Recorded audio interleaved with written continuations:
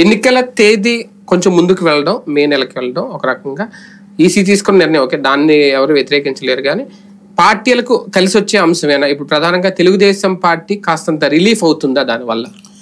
తెలుగుదేశానికి రిలీఫ్ అవుద్దో లేదో తెలియదు, కానీ అది ఒకళ్ళకి మాత్రం కలిసి వస్తుంది, కార్యకర్తలకి. ప్రతి పార్టీలో ఒక 2 నెలల ఉపాధి దొరికింది.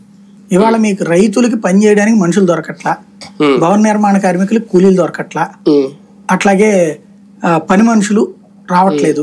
ఏందయ్యా అంటే వీళ్ళతో పాటు జెండా బుచ్చుకు తిరిగితే ఒక 500 నుంచి 700 రూపాయలు క్యాష్, మందు బాట్లు ప్లస్ భోజనాలు, అంటే రోజు గడిచిపోద్ది ఏదో రకంగా, నాన్ వెజ్.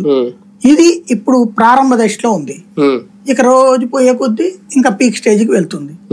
రాబోయేటువంటి రోజులంతా కూడా ఆ రూట్ లోనే నడుస్తుంది. తద్వారా భారమేమో అభ్యర్థులకి పరమ భారం. బట్ అధినాయకత్వానికి ఒక రకమైన సంతోషం. ఇప్పుడు ఈ కలయికల వల్ల ఏర్పడినటువంటి అసమ్మతులు, అసంతృప్తుల్ని ఈ వారం 10 రోజుల్లో సర్దుకుని ఇంకో 40 రోజులు ఉంటాయి కాబట్టి అప్పుడు ప్రచారం ద్వారా ముందుకు వెళ్ళటం అన్నటువంటి, తద్వారా నేరేటివ్ మార్చగలగటం. అంటే ఓటర్లను ఆకర్షించడం అనేది అంతవరకు వీలవుతుంది ఈ టైం గ్యాప్ వల్ల? ఖచ్చితంగా అవకాశం ఉంటుంది. ఇద్దరిలో ఎవరైనా మార్చచ్చు. అంటే జగన్కి అనుకూలంగా ఉన్న వాళ్ళని తెలుగుదేశానికైనా మార్చుకోవచ్చు, తెలుగుదేశానికి అనుకూలంగా ఉన్నటువంటి వాళ్ళని వైసీపీనైనా మార్చుకోవచ్చు. అది వాళ్ళు ఈ 40 రోజులు, ఈ 40 రోజుల్లో, అందుకని print media, electronic media, digital media అన్ని ప్లాట్ఫారాల నుండి వాళ్ళ వంతు ప్రయత్నం చేస్తారు.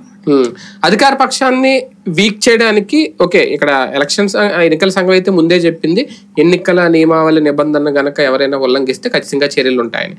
వాలంటీర్ల విషయంలో చాలా వేగంగా డెసిషన్స్ తీసుకుంటుంది. మన ఉండిలో ఇద్దరి మీద వెయిట్ వేసిన ఇక్కడ రాయలసీమ